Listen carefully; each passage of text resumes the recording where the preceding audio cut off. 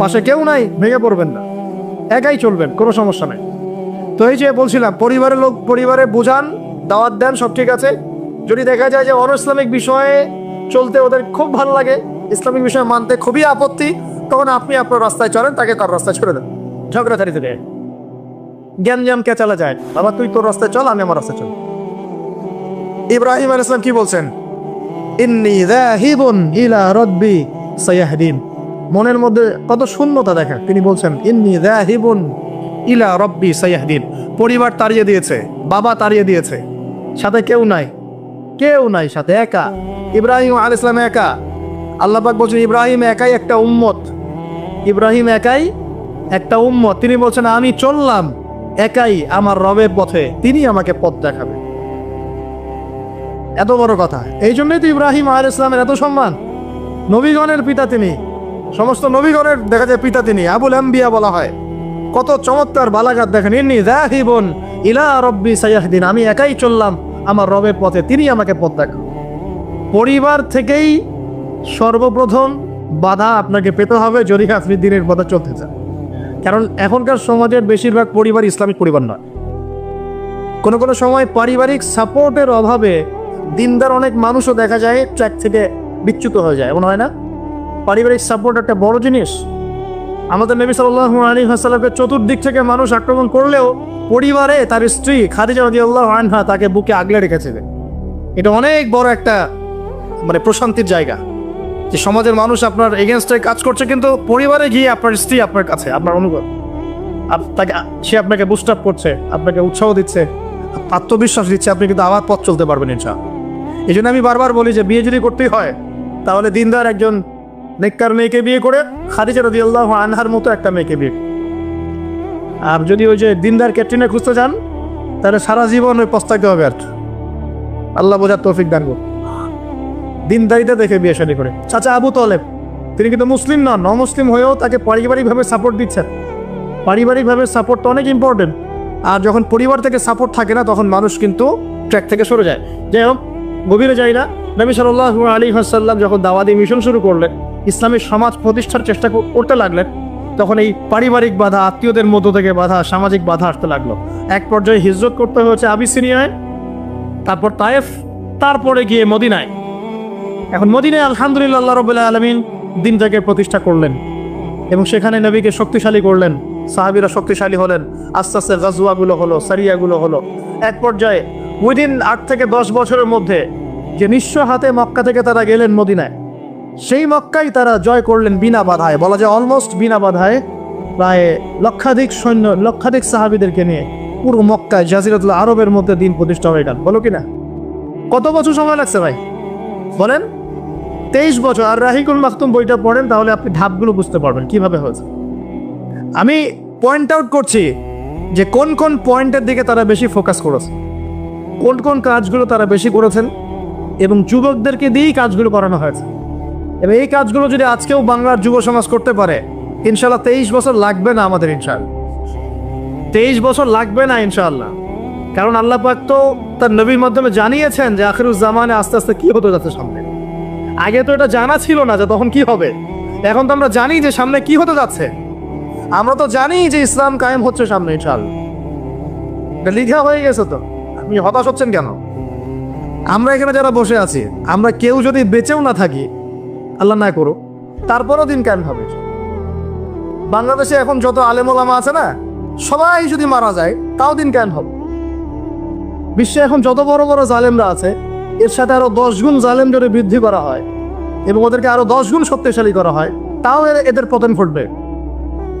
হ্যাঁ,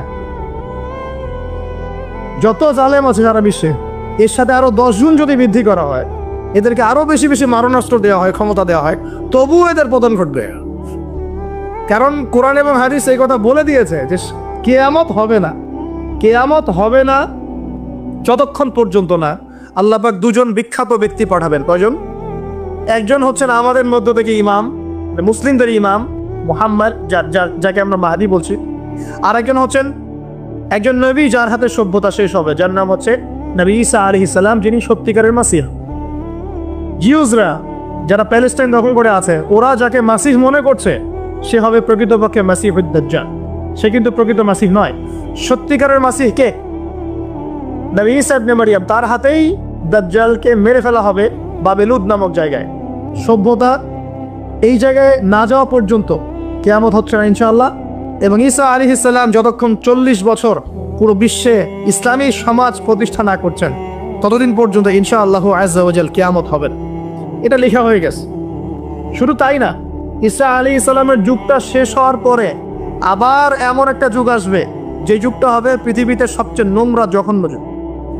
এখন আমরা যে যুগটা পার করছি না, এটা পৃথিবীর সবচেয়ে নোংরা যুগ না। এটা পৃথিবীর সবচেয়ে নোংরা যুগ নয়।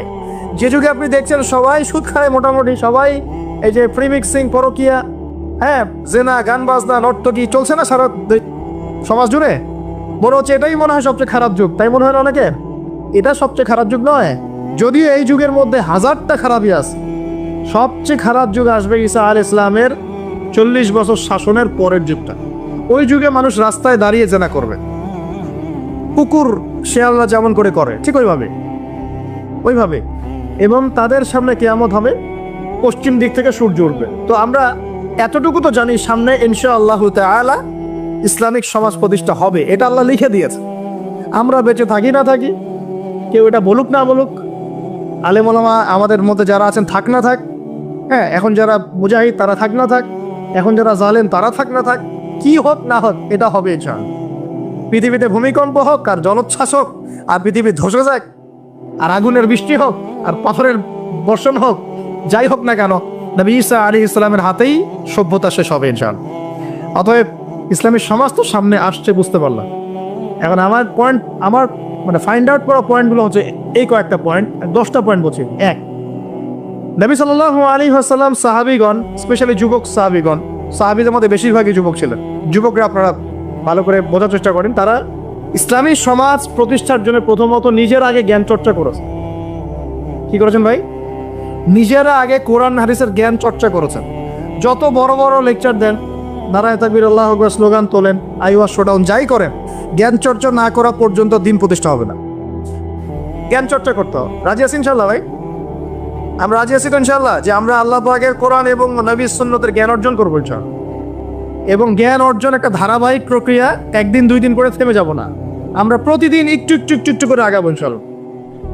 একটা রুটিন ফিক্স করে নেবেন, ডেইলি 1 ঘন্টা করে আপনি পড়াশোনা করার চেষ্টা করুন। আমি অনেক লেকচারে কিছু সিলেবাস বলেছি, আপনাকে কোরআন পড়তে হবে, আরবি ভাষা শিখতে হবে, হাদিসের কিতাবগুলো পড়বেন, ইতিহাস, ইসলামের ইতিহাস পড়বেন, ইসলামিক অর্থনীতির বইগুলো পড়বেন, বড় বড় রিনাউন্ড ওলামা ইকরামদের বইগুলো পড়বেন, সিরাত পড়বেন, আকীদার বই পড়বেন, ফিকহের কিছু বই পড়বেন। মানে আপনার একটা ক্লাসিক্যাল পড়াশোনার ধারা থাকতে হবে। এবং এই পড়াশোনা একা একা করা যাবে না। কিছু বই আপনি একা হয়তো পড়তে পারবেন, কিন্তু অনেক কিতাব আছে যেগুলো আপনি একা পড়তে পারবেন না। আপনার বিজ্ঞ ওলামায়ে কেরামের সোহবত দরকার আছে। এটার দায়িত্ব আপনি খুঁজে বের করবেন কার সোহবতে আপনি যেতে চান। আল্লাহ পাক আপনাকে তৌফিক দান করুন। প্রথম কথা জ্ঞান অর্জন। 2 নম্বর, দিন প্রতিষ্ঠা ইসলামী সমাজ ব্যবস্থার জন্য সাহাবীগণ নিজেরা আমল করিয়ে দেখেছেন, শুধু জ্ঞান অর্জনই করেন নাই। যে জ্ঞান অর্জন করেছিলেন সেটা আমল করে দেখিয়েছেন। যেমন ওমর রাদিয়াল্লাহু আনহু বলতেন যে সূরা বাকারা হিফজ করতে আমার সময় লেগেছে 12 বছর। কত বছর? 12 বছর লেগেছে সূরা বাকারাটাকে আয়ত্ত করতে। কারণ সাহাবীরা যতক্ষণ পর্যন্ত 10টা আয়াত লেসন নিয়েছেন, 10টা আয়াতের উপর আমল না করা পর্যন্ত নতুন করে দার্স নিতেন না। বুঝতে পারছেন না? মনে করেন আপনি সূরা মাউন শিখেছেন, মাউন আরাআইতাল্লাযী ইউকাযযিবু বিদ্দীন, এই সূরা আপনি শিখেছেন।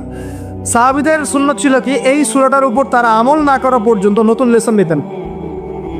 এভাবে তারা আমল করতেন। আমরা কি এমন করে আমল করি? আমরা যত পারি আগে তথ্য ইনস্টল করতে থাকি। আমাদের জ্ঞান চর্চাটা হচ্ছে তথ্য ইনস্টল করার মতো। তথ্য ইনস্টল করাকে জ্ঞান চর্চা করে না।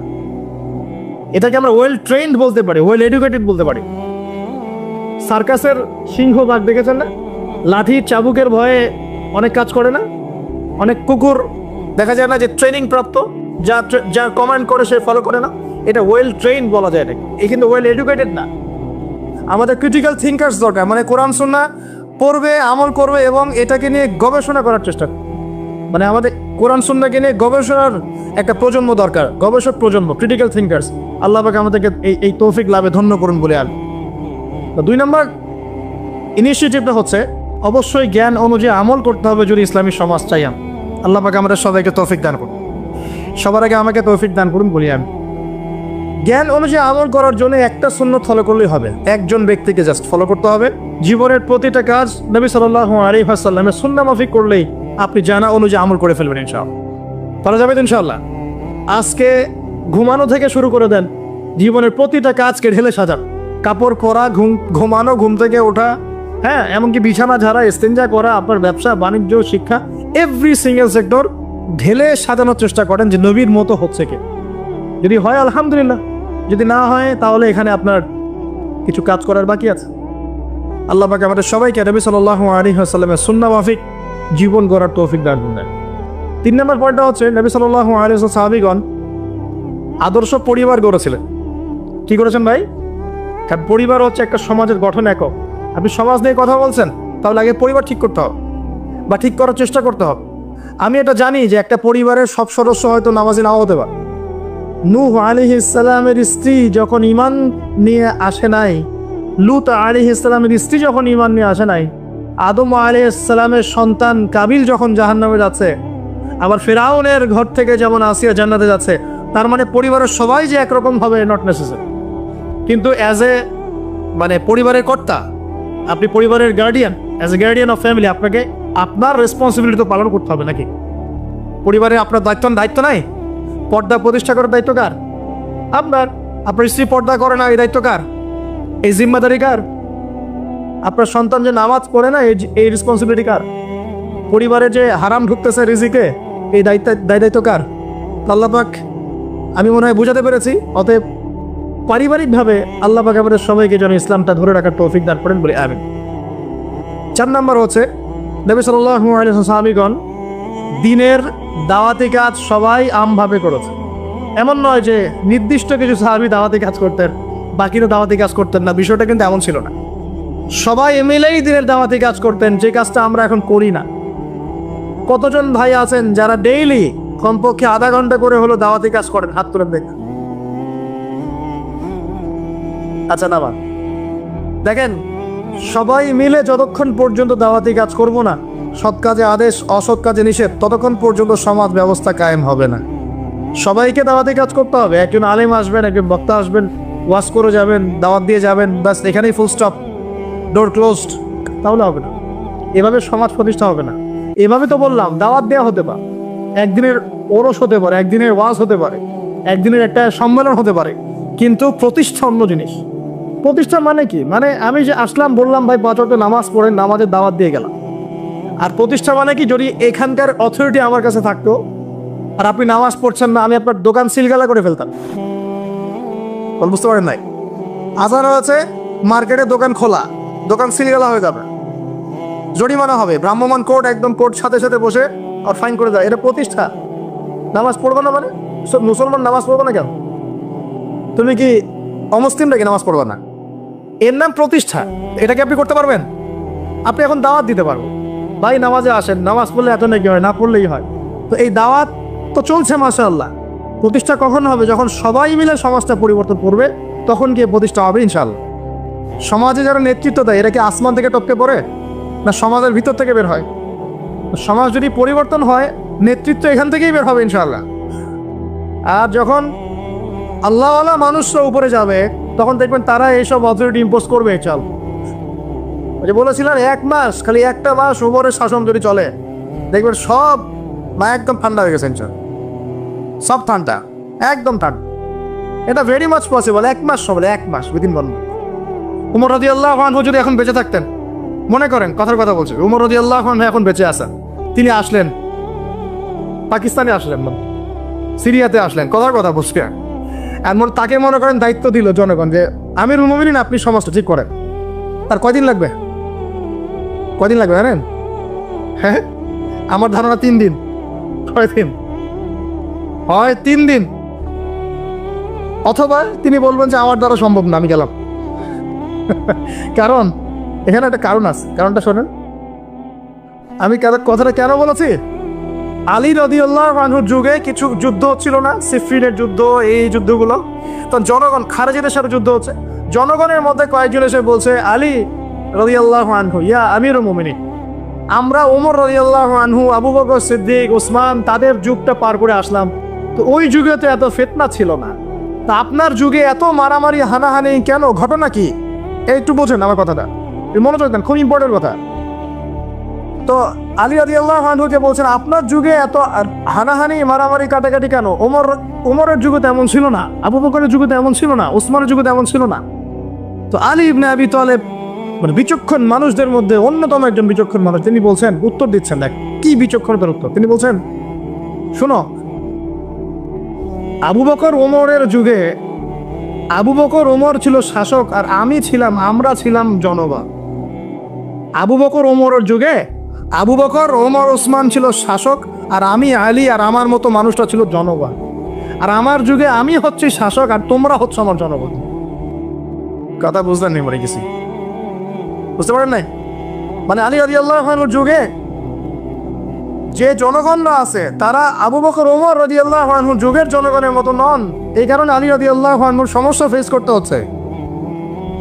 তো এটাই বলছিলাম, যখন জনগণ সবাই বলছে আমি সুদ খাবো, সবাই বলছে যে পর্নোগ্রাফি দেওয়া হোক, মদ চলুক, বেপরদামি চলুক, হ্যাঁ জুয়া চলুক, আর আমি বেচারা একা একা বসে যদি বলি না এগুলো সব হারাম, তা আমাকে তো পিঠা এখান থেকে সরাই দিবে, তাই না বিষয়টা?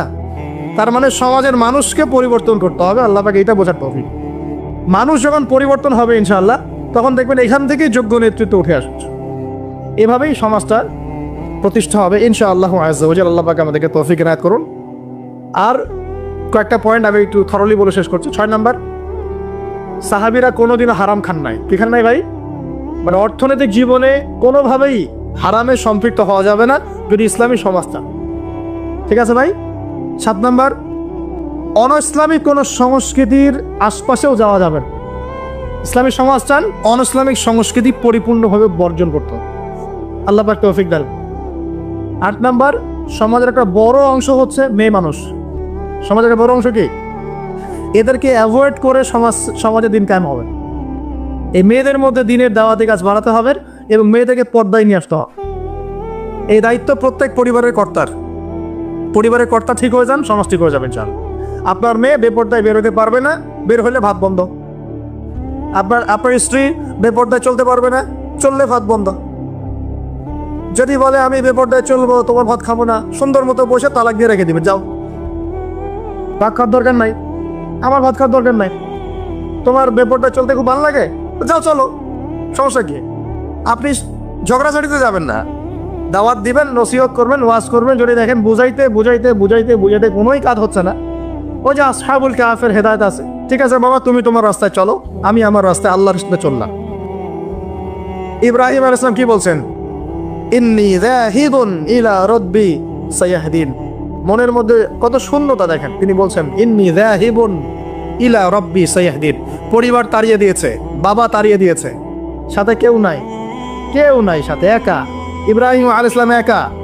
আল্লাহ পাক বলছেন ইব্রাহিম একাই একটা উম্মত, ইব্রাহিম একাই একটা উম্মত। তিনি বলছেন আমি চললাম একাই আমার রবের পথে, তিনি আমাকে পথ দেখাবেন। এত বড় কথা। এই জন্যই তো ইব্রাহিম আলাইহিস সালামের এত সম্মান। নবীগণের পিতা তিনি, সমস্ত নবীগণের দেখা যায় পিতা তিনি, আবুল আম্বিয়া বলা হয়। কত চমৎকার বালাগাত দেখেন, ইন্নী যাহিবুন ইলা রাব্বি সায়াহদিন, আমি একাই চললাম আমার রবের পথে, তিনি আমাকে পথ দেখাবেন। পাশে কেউ নাই, ভেঙে পড়বেন না, একাই চলবেন, কোনো সমস্যা নাই। তো এই যে বলছিলাম, পরিবারের লোক পরিবারে বোঝান, দাওয়াত দেন, সব ঠিক আছে। যদি দেখা যায় যে অনইসলামিক বিষয়ে চলতে ওদের খুব ভালো লাগে, ইসলামিক বিষয় মানতে খুবই আপত্তি, তখন আপনি আপনার রাস্তায় চলেন, তাকে তার রাস্তায় ছেড়ে দেন, ঝগড়া ছাড়িতে পড়েন, জ্ঞান কেচালা যায়। আবার তুই তোর রাস্তায় চল, আমি আমার রাস্তায় চল। তারপরে সন্তান। 9 নম্বর হচ্ছে আমাদের সমাজের একটা বড় অংশ হচ্ছে আমাদের এই যে ছোট ছোট বাচ্চা কাচ্চা সব। আগামী প্রজন্মকে অবশ্যই ইসলামী শিক্ষায় শিক্ষিত করতে হবে, না হলে সমাজ কায়েম করা যাবে। এই দায়িত্ব এখন আপনাদের সবার। আমি শুধু পয়েন্টটা বলে গেলাম। আর সর্বশেষ 10 নম্বর পয়েন্টটা হচ্ছে এই যুব সমাজের চরিত্রটাকে পবিত্র রাখতে হবে। এটা এত গুরুত্ব দিয়ে কেন বললাম? কারণ যুবকরা হচ্ছে সমাজ পরিবর্তনের হাতিয়ার, এবং যুবকদের চরিত্র যদি একবার নষ্ট হয়ে যায়, পর্নোগ্রাফিতে আসক্ত হয়ে যায় বা মাদকে আসক্ত হয়ে যায় বা মেয়ের পিছনে যে সময় নষ্ট করা শুরু করে, হ্যাঁ এই যে গুন্ডাগার্দি করে, এই যে পাবজি টাবজি ফ্রি ফায়ার হাবিজাবি এগুলোর মধ্যে ঢুকে পড়ে, ওর লক্ষ্য থেকে বিচ্যুত হয়ে যায়, তখন এই সমাজটাকে দিয়ে আপনি আসলে কোনো কাজ নিতে পারবেন না। এই কারণে এদেরকে একটা আধ্যাত্মিক প্রশিক্ষণের মধ্যে নিয়ে আসতে হবে। নামাজ, তিলাওয়াত, জিকির, হ্যাঁ, আলেম ওলামার সহবত, ধারাবাহিকতা রক্ষা করা, প্রয়োজনে ভালো কিছু সামাজিক কাজের মধ্যে তাদেরকে নিয়োজিত রেখে তাদের এই যৌবনটাকে আল্লাহর পথে কাটিয়ে দেওয়ার প্রয়াস নেওয়ার চেষ্টা করতে হবে। আল্লাহ পাক আমাদের সবাইকে এই তৌফিক দান করুন, আমিন। আর যুবক ভাইদেরকে বলবো যে চরিত্রই সবচেয়ে ইম্পর্টেন্ট জিনিস আপনার এখন এই জীবনটার। চরিত্র যদি নষ্ট হয়ে যায়, আপনি কোনো অবস্থাতেই আল্লাহর কাছে পার পাবেন না। বেশিরভাগ মানুষ নামাজ পড়ে না, বেশিরভাগ মানুষ সুদ খায় না, বেশিরভাগ যুব সমাজ জেনা করতেছে না, বেশিরভাগ লোক মাদক খাচ্ছে না।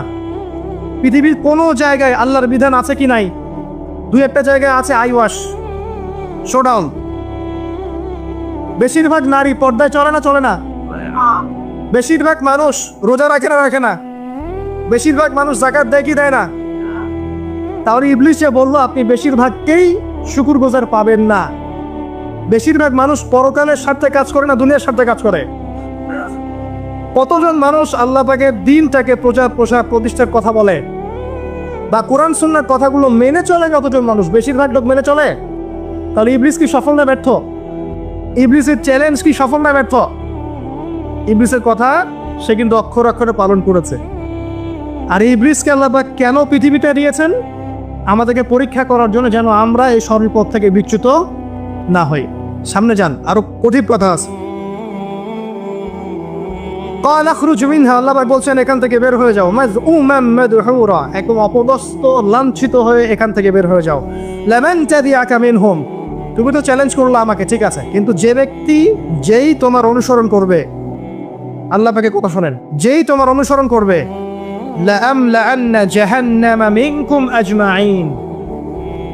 যে পুরুষ বা নারী যেই হোক না কেন, যে আদম সন্তান, ইবলিস তোমার অনুসরণ করবে, তোমার পথ ধরবে, আমি তোমাকে সহ এদের সবাইকে দিয়ে জাহান্নাম পূর্ণ করি। আল্লাহর কিচ্ছু যায় আসে। আল্লাহ পাক যদি এই পুরো পৃথিবীটাকেও জাহান্নামে নিক্ষেপ করেন অবাধ্যতার কারণে, আল্লাহ পাকের কিছু যায় আসে? ওই যে আপনাদের এখানে নদী আছে না, কি বালাসী ঘাট, এখানে চর আছে না, চরের মধ্যে একটা বালুর কণার কি দাম আছে বলুন তো? একটা বালুর কণার কোন দাম আছে? এই পুরো মহাবিশ্বে পৃথিবীর অবস্থান এর চেয়েও কম। তো পুরো পৃথিবীর মানুষ যদি আল্লাহর অবাধ্য হয়, আল্লাহ পাক যদি পুরা দুনিয়াটাকেই ধ্বংস করে দেয়, জাহান্নামে নিক্ষেপ করেন, আল্লাহ পাকের কিছু যায় আসবে কিনা? এবার আসেন, এখান থেকে আমরা বুঝতে পারলাম যে ইবলিস একটা তৃতীয় সত্তা। আল্লাহ পাক আদম আলাইহিস সালামকে সৃষ্টি করলেন, নাম শিক্ষা দিলেন, সেজদা করালেন, ইবলিসকে সেজদা করতে বললেন, সে করলো না। সে চ্যালেঞ্জ করলো উল্টা, যে আমি ওর চেয়ে উত্তম, আপনি ভুল, আমি সঠিক। সে অহংকার করলো এবং একই সাথে সে আদমকে পথভ্রষ্ট করার চ্যালেঞ্জও করে বসল। আল্লাহ পাক ঘোষণা করলেন, যদি কোনো আদম সন্তান তোমাকে ফলো করে, তোমাকে সহ তাকে আমি জাহান্নামে নিক্ষেপ করব। ঠিক আছে এ পর্যন্ত? এবার সামনে আসেন। এবার আল্লাহ পাক আদমকে বলছেন, কাকে বলছেন? আদম আলাইহিস সালামকে বলছেন, ইয়া আদম, হে আদম। তার আগে আদম আলাইহিস সালামের বুকের পাঁজর থেকে কাকে সৃষ্টি করেছেন? হাওয়া আলাইহিস সালাম, সভ্যতার ইতিহাসে প্রথম নারী এবং ইতিহাসের সবচেয়ে সুন্দরী রমণী কে? হাওয়া আলাইহিস সালাম। আরেকজন আছেন সবচেয়ে সুন্দর রমণী, কে? কে বলতে পারবেন? জি না, 100 টাকা পুরস্কার বলেন। হ্যাঁ, নাম কি? মাশাআল্লাহ, ওকে পুরস্কার দিও। কি নাম তোমার? মাশাআল্লাহ, মাশাআল্লাহ। দ্বিতীয় সুন্দরী রমণী, দুজন রমণীকে বলা হয় পৃথিবীর সবচেয়ে সুন্দরী রমণী। আপনি যাদেরকে দেখে সিডিউস হচ্ছেন, যদিও এদেরকে দেখে সিডিউস হওয়ার কিছু নাই, কারণ এরা তো সুন্দর না, কোনো দিক থেকে সুন্দর না, না পোশাকের দিক থেকে, না চেহারার দিক থেকে, না ফিজিক্যাল স্ট্রাকচারের দিক থেকে। এটাকে দেখে তো পাগলও সিডিউস হবে না। তো আদম আলাইহিস সালাম এবং আদম আলাইহিস সালামের স্ত্রী হাওয়া আলাইহিস সালাম এবং সারা আলাইহিস সালাম ইতিহাসের সবচেয়ে সুন্দর রমণী। ইতিহাসের সবচেয়ে সুন্দর রমণী কাদের স্ত্রী ছিলেন? নবীদের নন্য কারো। এই জন্যই বলি, আপনি যদি পবিত্র থাকেন, আল্লাহওয়ালা মানুষ হন, ইনশাআল্লাহ তাআলা আল্লাহ পাক আপনার ঘরে একজন নেককার পুণ্যবতী সুষ্টি স্ত্রী দান করবেন ইনশাআল্লাহ। আপনি যদি এইসব অশ্লীলতার গোলক ধাঁধায় পড়ে নিজের ঈমান হারিয়ে ফেলেন, চরিত্র হারিয়ে ফেলেন, সম্ভাবনা খুবই কম যে আপনি একজন দিনদার মেয়ে পাবেন। বরং আপনি এমন কাউকেই পেতে পারেন যে আপনার মতোই, ঠিক আছে? দেখবেন যে আপনি 10 ঘাটের পানি খেয়ে আসছেন, ও দেখবেন 12 ঘাটের পানি খেয়ে আসছে। আল্লাহ পাক আমাদের যুব সমাজকে হেফাজত করুন, আমিন। আল্লাহ পাক এবার আদম আলাইহিস সালামকে বলছেন, ইয়া আদম, হে আদম, উসকুন আনতা ওয়া যাওজুকাল জান্নাহ। আদম শোনো, তুমি এবং তোমার স্ত্রী দুইজন এখন জান্নাতে থাকো। কোথায় থাকো? জান্নাতে থাকো। ওয়া কুলা মিন হাইসু শিতুমা, যেখানে ইচ্ছা সেখান থেকে খাবার খাও। জান্নাতের নাজ নেয়ামতের কথা তো আপনারা শুনেছেন অনেক, আমি ওইগুলো বলতে যাচ্ছি না, সময় চলে যাবে। যা ইচ্ছা তাই পাবেন সেখানে, যা ইচ্ছা তাই। এমন একটা জায়গা যেটা কখনো কোনো চোখ দেখে নাই, কোনো কান শোনেও নাই। চোখ না দেখলেও, কান না শুনলেও মানুষ মনে মনে অনেক কিছু কল্পনা করে না? এটা কল্পনাও করার সুযোগ নাই। এত উন্নত মানের একটা জায়গা। তোমরা দুজন এখানে থাকো, জান্নাতের যে কোনো জায়গায় যাও, খাওয়া দাওয়া করো, কোনো সমস্যা নেই। কিন্তু ওয়ালা তাকরাবা হাদিহিশ শাজারা, মানে কি, এই যে গাছটা আছে এই গাছের কাছে যেও না। একটা শর্ত খালি দিলাম, গাছের কাছে যেও না। গাছের নাম কি এগুলো আমাদের আলোচনার বিষয় না। বিষয়টা হচ্ছে আল্লাহ পাকের আদেশটা কি। গাছটা আম গাছ হতে পারে, জাম গাছ হতে পারে, কদু গাছ হতে পারে, যে কোনো গাছ হতে পারে। এটা নিয়ে আমাদের কোনো মাথা ব্যথা নাই। মাথা ব্যথা হচ্ছে আল্লাহ পাকের আদেশ, এই গাছের কাছে যেও না, বাস যেও। আচ্ছা, ফাতাকুনা মিনাজ জালিমিন, যদি চলে যাও তোমরা দুজন এখানে, তাহলে তোমরা দুজন কিন্তু জালেম হয়ে যাবে। আল্লাহ পাকের হুকুম অবাধ্য করলে মানুষ কি হয়ে যায়? জালেম হয়। এই জন্য আমরা দোয়ায় বলি, আল্লাহুম্মা ইন্নী যালামতু নাফসি, বলি না? হে আল্লাহ, আমি আমার নফসের উপর জুলুম করেছি। রব্বানা যালামনা আনফুসানা, বলি না? আল্লাহ, আমরা আমাদের উপর জুলুম করেছি। তো আমরা যখন পাপ করি মানে আমরা জুলুম করে ফেলেছি। তো তোমরা দুজন এই গাছের কাছে যেও না, যদি যাও তাহলে জুলুম করে ফেলবে এবং জালেম হয়ে যাবে। এবার ইবলিস তার বসে নাই, সে তো চ্যালেঞ্জ করেছে, করে নাই? আচ্ছা, এবার ইবলিস কি করছে? ফাওয়াসওয়াসা লাহুমা শাইতান, এবং ইবলিস এবার এদের দুজনকে ওয়াসওয়াসা প্রদান করতে শুরু করলো। ইবলিস কি করলো? ওয়াসওয়াসা প্রদান করতে শুরু করলো। ওয়াসওয়াসাটা এমন ছিল যে, হাল আদুল্লুকা আলা শাজারাতিল খুলদি ওয়া মুলকিন লা ইয়াবলা। ইবলিস এসে আদম এবং হাওয়া আলাইহিস সালাম তাদেরকে উস্কে দিতে লাগলো যে, আমি কি তোমাদেরকে এমন কোনো গাছের কথা বলবো যেই গাছের ফল খেলে তোমরা চিরস্থায়ী হয়ে যাবে, কখনো মরবে না, এবং এমন রাজত্ব পাবে যে রাজত্বের কোনো ক্ষয় নাই। ইবলিসের টোপটা কি দেখলেন? চিরস্থায়িত্বের টোপ এবং কিসের টোপ? রাজত্বের টোপ। এটা সূরা তহার মধ্যে আছে। অন্য সূরায় আছে যে, আমি কি বলে দিব এমন গাছের কথা যে গাছের ফল খেলে তোমরা ফেরেশতা হয়ে যাবে, কখনো মরবে না। তাহলে চিরস্থায়িত্বের টোপ এবং এই যে কিসের রাজত্বের এই যে টোপ, এই দুইটা হচ্ছে মানুষকে আল্লাহর পথ থেকে ডিসিভ করার একটা মানদণ্ড। কথা বুঝতে পারছেন? এই পৃথিবীতে যত মানুষ পথভ্রষ্ট হয়ে গেছে জন্য হয়েছে অনেকেই, আর অনেকে চিরস্থায়িত্বের জন্য হয়েছে। ফেরাউন নমরুদ চিরস্থায়িত্বের লোভে পড়ে পথভ্রষ্ট হয়নি? আর ওই সময় থেকে শুরু করে এখনকার বিশ্বে যারা ক্ষমতাধর, এরা কি ক্ষমতার দাপটে পথভ্রষ্ট হচ্ছে না? এই দুটো হচ্ছে মানুষকে পথভ্রষ্ট করার মাধ্যম। ইবলিস খুব ভালো করেই জানতো